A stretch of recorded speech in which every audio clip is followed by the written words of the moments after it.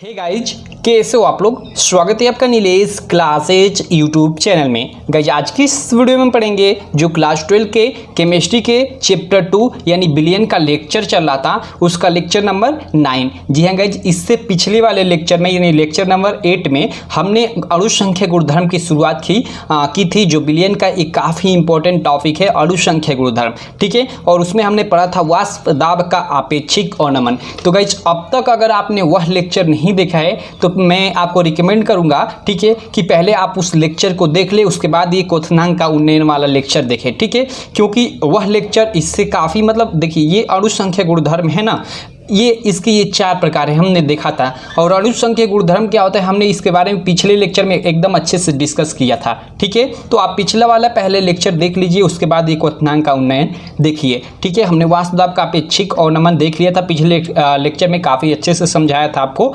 चलिए इस वीडियो में हम पढ़ते हैं क्वथनांक का उन्नयन। ठीक है, देखिए क्वथनांक का उन्नयन कहने से मतलब क्या है। देखिए हमने पिछले लेक्चर में देखा था अवनमन मीन्स कमी होता है, और उन्नयन मीन्स अधिकता होता है। ठीक है, इसमें जो क्वथनांक होगा देखिएगा अभी अधिक होगा, अभी हम पढ़ेंगे तो आपको पता चलेगा। ठीक है, चलिए हम पढ़ते हैं। लेकिन गाइस उससे पहले मैं आपको बताना चाहूँगा, अगर आप अभी तक हमारी एप्लीकेशन नीलेश क्लासेस डाउनलोड नहीं किए हैं तो आप अभी जाइए गूगल प्ले स्टोर पर, या इस वीडियो के डिस्क्रिप्शन में भी आपको उसका लिंक मिल जाएगा, डाउनलोड कर लीजिए हमारी एप्लीकेशन नीलेश क्लासेस। ठीक है, आप गूगल प्ले स्टोर पे जाकर सर्च कर सकते हैं नीलेश क्लासेस, हमारी एप्लीकेशन आ जाएगी। ठीक है, देखिए उसमें मैं आपको बता दूं कि वहां आप अपने बोर्ड एग्जाम से रिलेटेड काफ़ी अच्छी तैयारी कर सकते हैं। लाइक वहां आपकी पूरी एनसीईआरटी यानी फिजिक्स केमिस्ट्री मैथ का आपको सॉल्यूशन मिल जाएगा, एकदम अभ्यास प्रश्न, एक एक क्वेश्चन न्यूमेरिकल। उसके अलावा वहाँ आप अपने बोर्ड एग्जामिनेशन से रिलेटेड सब्जेक्ट का टेस्ट भी दे सकते हैं। ठीक है, उसके अलावा वहाँ model paper, previous year paper, काफ़ी सारी चीज़ें फ्री में अवेलेबल हैं। ठीक है, और उसके अलावा अगर आप हमारा पेड कोर्स लेना चाहते हैं, ठीक है, तो मैं आपको बताना चाहूँगा मात्र 499 499 रुपये उसकी फीस है। ठीक है, जिसमें आपको सारे सब्जेक्ट के, जी हाँ guys, physics chemistry math Hindi English सारे सब्जेक्ट के हैंड रिटेन नोट्स मिल जाएंगे बेस्ट क्वालिटी में एकदम। वैसा नोट्स आपको पूरे यूट्यूब पे नहीं मिलेगा, यूट्यूब का नंबर 1 नोट्स कह सकते हो आप लोग। ठीक है, उसके अलावा आपको उसी में प्रीवियस ईयर पेपर का सॉल्यूशन मिल जाएगा, प्लस उसी में आप लोग का जो बोर्ड के द्वारा मॉडल पेपर जारी होता है उसका सॉल्यूशन, यानी सारी चीज़ें। ठीक है, मात्र 499 रुपये में, और एग्जाम टाइम में आपको इसी 499 रुपये में आपको क्रैश कोर्स कराया जाएगा। जी हाँ गाइस, जिससे आप अपने बोर्ड एग्जाम में अच्छा मार्क अचीव कर सके। ठीक है, तो अगर आप अभी तक हमारा नोट्स नहीं बाई किए हैं, ठीक है, तो जाइए अभी हमारी एप्लीकेशन से बाई कर लीजिए, या अगर आपको बाई करने में कोई प्रॉब्लम हो रही है तो आपको स्क्रीन पे मेरा नंबर दिखाई दे रहा होगा। ठीक है, या इस वीडियो के डिस्क्रिप्शन में भी मेरा आपको नंबर मिल जाएगा, आप कॉल कर लीजिएगा, जो भी प्रॉब्लम है आपको सॉल्व कर दी जाएगी। ठीक है, तो चलिए अब हम पढ़ते हैं, अपने टॉपिक पे आते हैं। देखिए हम लोग का टॉपिक है क्वथनांक का उन्नयन। ठीक है, देखिए हमने पिछले लेक्चर में आपको बताया था कि जो हम अणुसंख्या गुणधर्म पढ़ेंगे, जो अणुसंख्या गुणधर्म होगा, ठीक है, ये चारों के चारों ये द्रव विलयन के अंतर्गत द्रव प्लस ठोस विलयन पे आधारित होगा। ठीक है, यानी इसमें जो विलायक होगा, ठीक है, जो विलायक होगा वह द्रव होगा, और जो विलेय होगा, ठीक है, वह ठोस होगा। ठीक है, विलेय जो होगा वह ठोस होगा। आप लोग ध्यान दीजिए, जो विलायक होगा वह द्रव होगा, और जो विलेय होगा वह ठोस होगा। हमने पिछले ही लेक्चर में इसको कवर कर लिया है। ठीक है, अब देखिए यहाँ क्वथनांक का उन्नयन पढ़ने से पहले देखिए कुछ चीज़ें मैं आपको बताना चाहूँगा, ठीक है, जिससे आपको ये टॉपिक आसान हो जाएगा। देखिए क्वथनांक का हम उन्नयन पढ़ रहे हैं। सबसे पहले जानते हैं क्वथनांक क्या होता है। ये आप लोग जनरली सब लोग जानते हैं, जैसे हम लोग शुरू से ही पढ़ते आ रहे हैं 5वीं कक्षा से 8वीं कक्षा से, कि जो जल का क्वथनांक होता है 100 डिग्री सेंटीग्रेड होता है। ठीक है, या 100 डिग्री सेंटीग्रेड को हम डिग्री सेल्सियस भी बोलते हैं। ठीक है, देखिए वह ताप जिसमें कोई द्रव उबलता है उसी को उसका क्या बोलते हैं, क्वथनांक बोलते हैं। ठीक है, क्लियर है आपको। तो यहाँ देखिए, यहाँ एक कंटेनर ले लेता हूँ। ठीक है, यहाँ मान लीजिए मैं एक कंटेनर ले लिया, इस कंटेनर में आपका मान लीजिए जल भरा हुआ है, H2O भरा हुआ है, H2O। ठीक है, और मान लेता हूँ यह हम लोग का विलायक है। ठीक है, शुद्ध विलायक है, इसको मैं शुद्ध विलायक ले लेता हूँ। ठीक है, अब देखिए अगर मानता हूँ कि इसका अगर क्वथनांक TB0 है, इसका जो क्वथनांक है, ठीक है, वो TB0 है। ठीक है, अब देखिए जब क्या होगा, ये बंद है। ठीक है, अब क्या होगा, अब जब हम इसी इसी जो ये विलायक है यानी यह जो द्रव है, ठीक है, H2O, ठीक है, मान लेता हूँ यह H2O है, ठीक है, जब इसको विलयन बनाते हैं यानी इसमें हम अवाष्पशील, ठीक है, इसमें हम क्या मिलाएंगे, अवाष्पशील कोई भी विलेय मिला देंगे। लाइक जैसे नमक मिला दे रहा हूँ इसमें मैं नमक मिला दे रहा हूँ, तो नमक मिला दिया तो इसमें दो पदार्थ हो गए, नमक हो गया और हम लोग का जल हो गया। यानी हम जानते हैं कि जब दो या दो से अधिक पदार्थ को हम मिलाते हैं तो विलयन बनता है, यानी एक तरह से यह विलयन हो गया। विलयन में हम लोग का नमक विलेय है और H2O यानी जल विलायक है। तो यहाँ आप देखिए इसका क्वथनांक हमने TB नाट माना था, ठीक है, इसका मैं क्वथनांक मान लेता हूँ, इस विलयन का क्वथनांक, विलायक का क्वथनांक हमने TB नाट माना है और इस विलयन का क्वथनांक मैं मान लेता हूँ TB, ठीक है। अब देखिए यहाँ थोड़ा आप ध्यान दीजिए, आप लॉजिकली यहाँ पे देखिए, ठीक है, अगर शुद्ध ये जल है तो इसका क्वथनांक पूरा का पूरा 100 डिग्री सेंटीग्रेड होगा, ये निश्चित होता है, हम जानते हैं सब लोग, ठीक है। अब देखिए यहाँ इसी विलायक यानी इसी जल में हम नमक मिला देंगे तो इसका जो क्वथनांक होगा गाइज 100 डिग्री सेंटीग्रेड से अधिक हो जाएगा, यानी 100 डिग्री सेंटीग्रेड से प्लस हो जाएगा, कुछ अधिक हो जाएगा। अब जितना अधिक हो, ठीक है, आप बात को समझ रहे हो। देखिए ये लॉजिकली है, जैसे शुद्ध जल है, ठीक है, तो उसको आप उबालोगे तो जल्द उबल जाएगा। अगर उसमें कोई अलग से कोई पदार्थ मिला देते हो, ठीक है, जैसे चीनी हो गया या और कोई भी पदार्थ हो गया, तो उस मतलब थोड़ा वो उबलने में टाइम लगेगा, यानी एक तरह से बोले तो उसका जो उबलना जो एक निश्चित ताप होता है, ठीक है, उसका मतलब वो बढ़ जाएगा, ठीक है, यानी एक तरह से बोले तो वो क्वथनांक इसका बढ़ जाएगा। तो वही यहाँ पे लिख रहा है कि क्वथनांक का उन्नयन, वही यहाँ देखिए क्वथनांक में वृद्धि हो गई, ठीक है। तो अब यहाँ देखिए, ठीक है, देखिए बैकग्राउंड म्यूजिक थोड़ी आ सकती है क्योंकि आप लोग सब जानते हो कि सभी लोग इस टाइम घर पे हैं, ठीक है। अब देखिए यहाँ पे आप थोड़ा ध्यान दीजिए, अब यहाँ पे मैं आता हूँ, ठीक है। अब यहाँ पे एक और चीज़ मैं आपको बताना चाहूँगा, देखिए, तो यहाँ पे देखिए आप ध्यान दीजिए थोड़ा, ठीक है।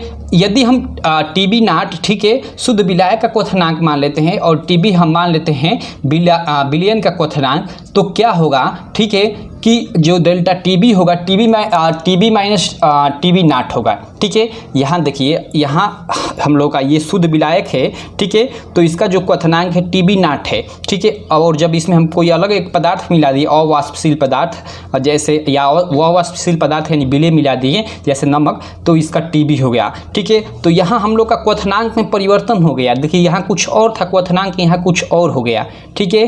तो यहाँ से हम अगर डेल्टा TB निकालें, ठीक है, यानी क्वथनांक में क्या निकालेंगे, क्वथनांक में, ठीक है, यहाँ हम लोग का जो टॉपिक था उन्नयन, ठीक है, क्वथनांक में उन्नयन, ये डेल्टा TB क्वथनांक में उन्नयन को प्रदर्शित करता है, तो क्या होगा, वह होगा TB माइनस TB नाट। ऐसा क्यों होगा, यहाँ पे आप ध्यान दीजिए, इसका क्वथनांक अधिक है, ठीक है, इसका क्वथनांक कम है और इसका अधिक है, ठीक है। तो इसमें से इसको घटा देंगे तो हमको डेल्टा TB मालूम चल जाएगा, ठीक है। इसी को हम क्या बोलते हैं, डेल्टा TB को ही हम बोलते हैं क्वथनांक का उन्नयन। तो हम लोग का क्वथनांक का उन्नयन delta TB equal to TB minus TB naught हो जाएगा, यानी विलयन के क्वथनांक में से इस क्वथनांक को घटा देंगे तो हम लोग का जितना मतलब क्वथनांक में वृद्धि रहेगा डेल्टा TB यानी वही क्वथनांक में वृद्धि या उन्नयन, ठीक है, वो हमें मालूम चल जाएगा। क्लियर है यहाँ पे। अब देखिए यह प्रयोगों द्वारा, देखिए आप अपनी बुक में भी देखिएगा, यह लिखा गया है, ठीक है, प्रयोगों द्वारा देखा गया है कि तनु विलयन में क्वथनांक का जो उन्नयन है, ठीक है, तनु विलयन में जो क्वथनांक का उन्नयन यानी जो डेल्टा TB है, ठीक है, विलयन में उपस्थित विलेय की, जो विलयन में उपस्थित विलेय है यानी यहाँ पे नमक विलेय है, ठीक है, उसकी मोललता, ठीक है, मोललता बोले तो वही मोलल सांद्रता, ठीक है, पर निर्भर करता है या पर के समानुपाती होता है, यह हम कह सकते हैं, ठीक है। एक बार मैं और दोहराता हूँ, देखिए प्रयोगों द्वारा देखा गया है कि तनु विलयन में क्वथनांक का उन्नयन यानी डेल्टा TB विलयन में उपस्थित विलेय के मोलल सांद्रता यानी मोललता के समानुपाती होता है, ठीक है। तो हम यहाँ लिख सकते हैं या यहाँ पे अतः कह सकते हैं, अतः जो यह डेल्टा TB होगा, ठीक है, वह किसके समानुपाती होगा, विलेय के, ठीक है, इसमें जो विलेय है उसकी मोललता के, तो मोललता को हम स्मॉल m से डिनोट करते हैं, ठीक है। तो delta P directly proportional to small m हो गया, स्मॉल a जहाँ क्या है विलेय की मोललता, ठीक है। या इसको हम लिख सकते हैं, या हम यहाँ देखिए डेल्टा TB इक्वल टू इस समानुपाती नियतांक को हटाते हैं तो एक स्थिरांक आता है और जो स्थिरांक होता है वह होता है KB, के बी इंटू एम यह फार्मूला निकल कर आ जाता है। ठीक है, और जहाँ के बी ये जो है ना इसको एक स्थिरांक है जो उन्नयन क्वथनांक का उन्नयन स्थिरांक कहलाता है। ठीक है, क्वथनांक का यह उन्नयन स्थिरांक कहलाता है। तो इस तरह यह फार्मूला आ जाता है और इसी को आपको याद रखना पड़ता है, यह न्यूमेरिकल में काम आता है। तो चलिए एक बार मैं सारी चीज़ें लिखा हूँ उसको अच्छे से आपको समझा देता हूँ। ठीक है, देखिए यहाँ पे आप लोग देख सकते हो, जब किसी अवाष्पशील पदार्थ को किसी द्रव यानी वही द्रव जो है शुद्ध विलायक है, ठीक है, में मिलाया जाता है तो द्रव के वाष्प दाब में कमी आती है। अब ये वाष्प दाब में कमी आती है, हमने पिछले लेक्चर में देखा था जब वाष्प दाब का अपेक्षिक अवनमन पढ़ रहे थे तो ये क्यों कमी आती है हमने पिछले लेक्चर में देख चुका है, तो आप देखे होंगे तो आपको ये मालूम होगा। ठीक है, अर्थात विलयन का क्वथनांक शुद्ध विलायक की तुलना में बढ़ जाता है। अब देखिए चूंकि वाष्प दाब कम होगा, ठीक है, तो ऑब्वियसली है कि उसका जो क्वथनांक होगा, ठीक है, क्या हो जाएगा, अधिक हो जाएगा, क्वथनांक अधिक होगा। वही लिख रहा है कि अर्थात विलयन का जो क्वथनांक है शुद्ध विलायक की तुलना में बढ़ जाता है। अभी मैंने ये भी आपको समझाया क्यों बढ़ जाता है। ठीक है, मान लीजिए कोई भी शुद्ध विलायक या शुद्ध द्रव है, ठीक है, उसको उबालेंगे तो कम ताप पे उबलेगा, लेकिन उसमें कोई और अलग से एक पदार्थ मिलाकर और फिर उसको उबालेंगे तो अधिक ताप देना पड़ेगा, यानी उसका क्वथनांक बढ़ जाएगा। तो वही लिख रहा है यहाँ पे, अर्थात विलयन का क्वथनांक शुद्ध विलायक की तुलना में बढ़ जाता है। ठीक है, इससे ही क्वथनांक का उन्नयन कहते हैं, इससे ही जो बढ़ जाता है उसको ही हम क्वथनांक का उन्नयन कहते हैं। और इस वृद्धि को ही जो बढ़ा हुआ है उसी को हम डेल्टा टीबी से प्रदर्शित करते हैं, यानी क्वथनांक में उन्नयन को हम डेल्टा टीबी से प्रदर्शित करते हैं। यहाँ देखिए अगर आपका 1 नंबर में आए क्वेश्चन तो इतना ही आप लिख दीजिएगा। अगर 1 नंबर से अधिक यानी 3 या 4 नंबर में आए क्वेश्चन तो आप आगे भी अब इसका फार्मूला भी निकालेंगे, इसको भी लिखना पड़ेगा। ठीक है, तो आगे आप लिखेंगे यदि टीबी नाट शुद्ध विलायक का क्वथनांक हो, ठीक है, टीबी नाट शुद्ध विलायक का क्वथनांक हो तथा टीबी विलयन का क्वथनांक हो, तब TB delta TB equal to क्या हो जाएगा, डेल्टा टीबी यानी वही क्वथनांक का उन्नयन क्या हो जाएगा, टीबी में से माइनस टीबी नाट घटा देंगे, क्योंकि टीबी जो विलयन का क्वथनांक है वो अधिक है, तो अधिक में से हम ये टीबी शुद्ध विलायक का क्वथनांक यानी जो कम है उसको घटा देंगे, तो हमें डेल्टा टीबी यानी जो क्वथनांक में उन्नयन हुआ है, वृद्धि हुआ है, वो हमें मालूम चल जाएगा इससे, इस फार्मूले से। ठीक है, तो यहाँ ये एक फार्मूला हो गया, इसको आप याद रखिएगा। लेकिन प्रयोगों द्वारा देखा गया है, प्रयोगों द्वारा यह देखा गया है कि तनु विलयन, ठीक है, कि तनु विलयनों में क्वथनांक का जो उन्नयन है डेल्टा टीबी, ठीक है, डेल्टा टीबी जो है विलयन में उपस्थित विलेय की मोलल सांद्रता, ठीक है, विलयन में उपस्थित जो विलेय है यानी जो ठोस विलेय बाहर से आ रहा है, जैसे नमक हमने लिया था, ठीक है, उसकी मोलल सांद्रता यानी मोलल सांद्रता को हम मोललता कहते हैं, जिसको स्मॉल m से प्रदर्शित करते हैं, हम पीछे इसको पढ़ चुके हैं। ठीक है, के समानुपाती होती है। ठीक है, इसलिए हम कह सकते हैं के समानुपाती होती है, अतः डेल्टा टीबी समानुपाती एम स्मॉल एम क्या है, मोलल सांद्रता या मोललता है। ठीक है, किसकी, विलेय की मोलल सांद्रता है। ठीक है, चलिए उसके बाद देखिए डेल्टा टीबी, ओके, तो देखिए यहाँ अब डेल्टा टीबी इक्वल टू हो जाएगा के बी इंटू एम। ठीक है, अब यहाँ देखिए समानुपाती नियतांक को आप जानते हो कि हर जगह ये हटाने के लिए कोई ना कोई एक नियतांक लेना पड़ता है। ठीक है, इस समानुपाती को हटाने के लिए, बराबर करने के लिए कोई ना कोई नियतांक हमेशा लिया जाता है। ठीक है, तो देखिए डेल्टा टीबी इक्वल टू, इसको जब बराबर करेंगे तो एक यहाँ पे स्थिरांक आ जाएगा, नियतांक आ जाएगा, ठीक है, के बी, ठीक है, और ये इंटू एम है, एम तो उसको इसी तरह रहने देंगे। ठीक है, तो ये आप लोग का फार्मूला बनकर आ जाता है। ठीक है, डेल्टा टीबी का। ठीक है, यहाँ से एक ये हो गया, एक ये हो गया, या यहाँ से इस फार्मूले को इस तरह से भी कह सकते हैं, के बी इक्वल टू क्या हो जाएगा, डेल्टा टीबी बटा में स्मॉल एम, ये भी फार्मूला हो जाएगा, उन्नयन क्वथनांक का उन्नयन स्थिरांक का, ये भी फार्मूला हो जाएगा। मतलब इसमें से क्या करता है कि क्वेश्चन में आप लोग का कोई 2 हटा देगा, 1 पूछेगा, तो ये फार्मूला रहेगा तो आप आसानी से कर लोगे।